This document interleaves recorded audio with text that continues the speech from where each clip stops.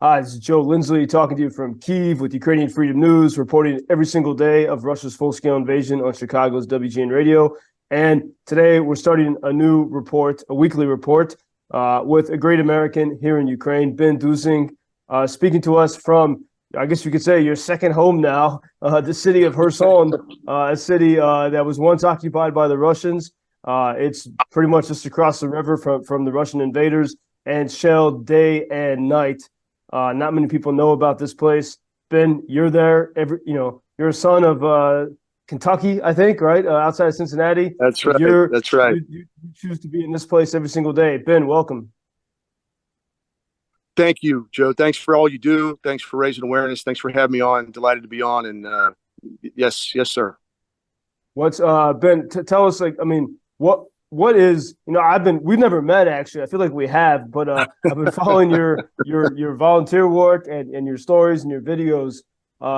Kherson, I mean, it's a terrifying place. It's a city that is constantly, not constantly, but frequently under Russian attack, and you don't have, the shelling happens with no notice, right? There's no air raid alarm to give you a couple minutes to go hide. Describe Kherson for us, for people who don't even know what it is and what's happening there. Sure. Delighted to. Proud to be so-called Khersonsky Americanists, as they call us here, Kherson's Americans, and really proud to stand with these people. Kherson is in the south, of course. It's right on the Dnieper River, which is the front. We're on the so-called right bank, which was the only big city occupied by the Russians and then liberated by the Ukrainians. And it was liberated back in November of 2022. But the Russians went just across the river where they remain. And since that time, they have shelled the defenseless civilian population of the city, pre-war population of 300,000. It has now been reduced to about 30,000 people. And if you can imagine, I don't know, a big city back home in the States on a river, the Russians on one side and that concentrated civilian population on the other side, and the Russians just lobbing shell after shell into the city. That is exactly what life is like here. It is virtually constant. Sometimes it's, further away and sometimes it's closer. And, but it is virtually constant. People are killed here every single day. People are maimed here every single day. And, there's not a lot of folks here. So people don't hear about it. There's journalists that come in for a bit of time and leave, but it is a dangerous place. So people don't stay very long. And the foreign humanitarian community generally cannot be resident here. I'm told we're the only foreign humanitarian organization resident in Kherson. I have no reason to believe that, but we're just a bunch of volunteers that got big enough, that we had to get organized. So we have an office just over 1 kilometer from the Dnieper River, which is the front. And we just try and help the people here, but it's a wonderful, beautiful place.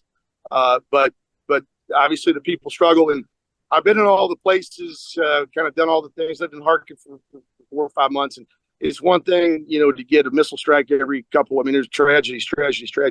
It is every hour here. It's a very, very, very dangerous place, but we're proud to stand with these people. So, Ben, I want to get into the work you're doing there, but what is it like? What's it like when I mean, I'm sure during one of our weekly reports we'll witness this, but what is it like when the artillery strikes, when the Russians attack? I mean, because it happens so often. Describe the situation and what do you do? Well, luckily, we've been here for a year, and I think that's important. I cannot say enough about the people of Kherson. They have just been so gracious, so kind. They've welcomed us, and we've been made to feel part of the community here. And so the experience we've learned a lot. And it's really important to learn a lot. You have to know the small little nuances, the difference between tank fire, mortar fire, drones, big, lots of drones, and occasional glide bombs here. So it depends. The problem with being this close is that, you can distinguish incoming from outgoing, but you're so close that, who's outgoing is it, so you have to be really conscious of your surroundings, drones, glide bombs, stuff like that. That's just the luck of the draw. But the artillery fire, we have, being in line of fire, kind of attentive, just all these little nuances we picked over the course of a year. But it's terrifying. I'd say on a given day, you have at least 3 or 4 experiences where you hear what I call the whoosh, the woo, and you just you hit the deck and you say a prayer for 3 seconds and find out if you're going to die and or be seriously injured. Get up, dust yourself off, look around, make sure everybody's okay, and then go to the grocery store. So it's something of a surreal existence. It's quite an experience. Because I mean, as in almost every Ukrainian place and city, the grocery stores, probably coffee shops, still function, right? It is. That's right. So the economy here is very small, but there's a small number of the basics. Couple grocery stores, couple gas stations, couple things like that. But you have to be real careful as well. There's the Russians occupied this place for 9 months. There's a strong collaborationist element here, and you can't do crowds. When you see crowds, the stuff where you have crowds, those places have a funny way of getting blown up, and it's a very serious kind of thing. So you really, really have to be attentive. But there's not much of an economy. I mean, pre-war, 300,000. We arrived here a year ago. We were asked to come down to help evacuate the non-ambulatory because we had that equipment and skill set. For me, it was by far not even close the most serious humanitarian situation of them all. I've been in small villages in the east and the Donbass and all that, and we've been involved from the beginning of the ground campaign. It's the largest collection of civilians living on the front line anywhere in Ukraine, and so we served here, ever since.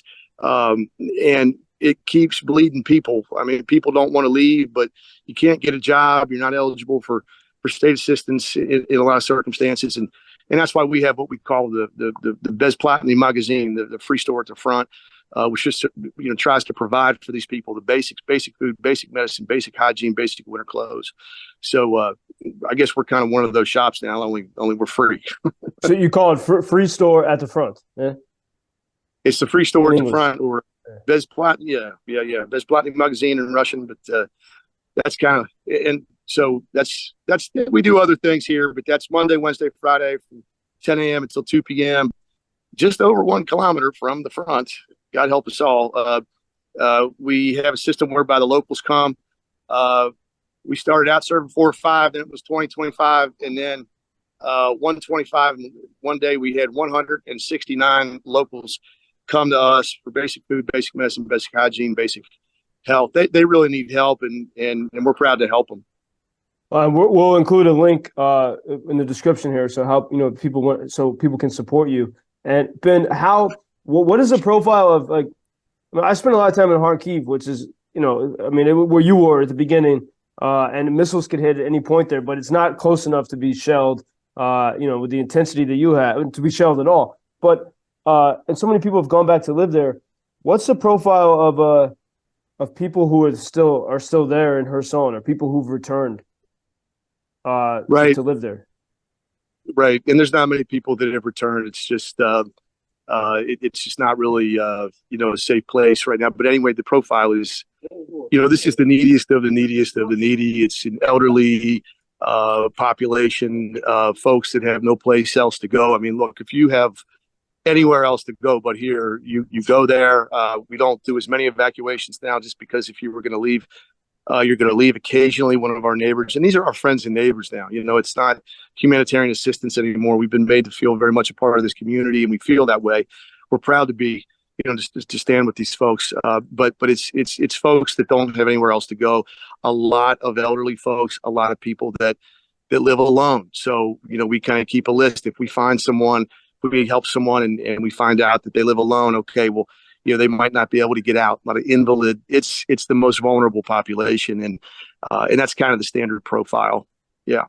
How so? I mean, do you get used to it in a sense? I mean, how often, like in a given day or series of days, how often are you actually hitting the ground, protecting yourself while there's incoming shelling? It goes in bursts. You kind of learn the rhythm. It's kind of hard to describe, but you could have a couple days where it's light, or at least not on top of us. That's actually the most comforting, because if it's quiet, it's coming. So you relax when you hear it, but it's far away. You may go a couple days without having to hit the deck, but then it feels like the shelling is kind of concentrated in an area. So you hear the first two that are incoming, that the next batch is coming your way.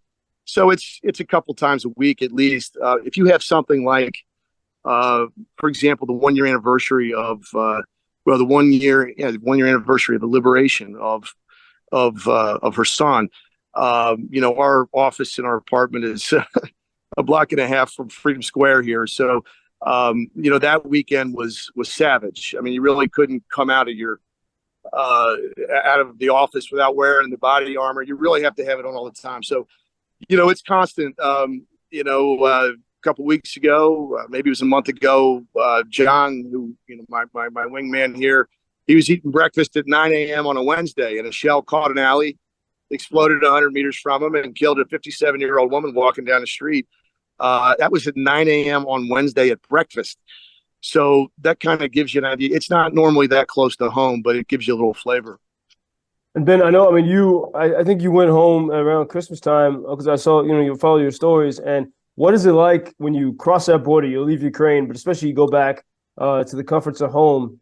And what is your first feeling when you leave Ukraine? How do you feel? Thank you for that question, Joe. I'm not too proud to admit I have a moment there. I'm a crier, and the tears are both of joy and of sadness. I am so overwhelmed with gratitude for all the things that I know that we take for granted back home. All these things that folks back home, just the idea of not having to walk around with stuff exploding. Just the ability to live life, to have our children play, outside and free of, getting blown up by a rocket at any point in time. I'm overwhelmed with gratitude for all the things that we have.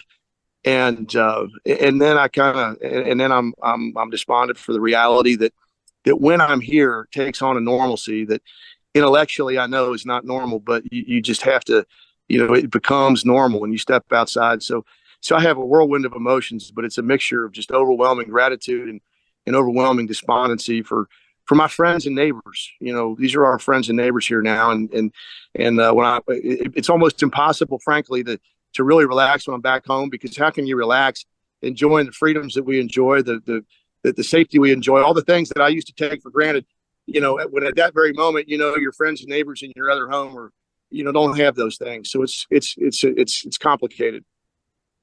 And Ben, as we were talking about, we want to do these check-ins every week, so people every week are paying attention to what's happening in Kherson. I mean, as you say, there's very few. Well, I think you and your team, you're the only ones who are always present there, not just dipping in and out. And so it's the best window of access into life and the reality there. What is so people get to know you through this process. But what, as the last question here for today's show, what is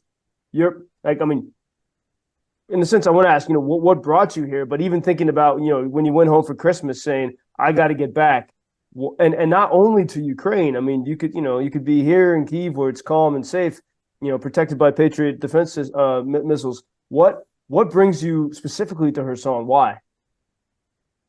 Thank you for that question too. One is just a matter of moral duty. I just happen to be to check about just a lot of boxes that you have to check to be very useful in this circumstance. I speak Russian. There's not many Westerners that speak Russian. We've been here now for a year. This is the kind of place where, it's one big spy novel. There's a lot of, you really got to know the little nuances. There's just not many people that can do, what needs to be done here. I'm not better than anybody else, but we're all different. And I just happen to be made in a way that makes me useful. And I feel an overwhelming moral obligation to be useful in that way. It's just the right thing to do first and foremost, but also because, I think that we have to, I've just come to believe that our gratitude needs to be not just a feeling, but it needs to be expressed in action. And for me, that action is being here and helping my friends and neighbors. As you know, Joe, you're here. These are people just like us. We're just, I'm just blessed to have what I have back home. And these folks, it's a matter of human rights and standing up for what's right. So it's difficult to be here, but I have no no doubt, just this is what I'm supposed to be doing. And I think all of us feel that way. There's a handful of other individual volunteers as well, and we're all tight knit family here. And I think we all feel the same way. It's just the right thing to do. Well, Ben, thank you, sir. Ben Dusing, American in Kherson, just a few kilometers across from the Russian occupiers, subject to Russian shelling at any moment. Ben, thanks for taking time to talk, and I look forward to sharing these stories every week, and we'll have in the description ways that people can support your work and financially if or other ways. And Ben, continue being vigilant and cheerful and strong there in Kherson, and we'll do our best to keep sharing the reality that you see every day. Thank you for everything you do, Joe. On behalf of the people of Kherson, my friends and neighbors, God bless you, and Slava Ukraine. Heroyam Slava. This has been Joe Lindsley, Ukrainian Freedom News, speaking every day on Chicago's WGN Radio, and great American here in Ukraine, in one of the most dangerous spots, Ben Dusing. Thank you so much. Дуже дякую. Until next time. Thank you for introducing Ukraine on your social media pages. That's very important that much more people can get more information about the situation here and how everybody can help Ukraine to stay stronger and to save all the world. Що він сказав? Well, which side are you on? На чиїй ти стороні? Come on now. Oh, which side are you on? На чиїй ти стороні? Ебать. Седьмой.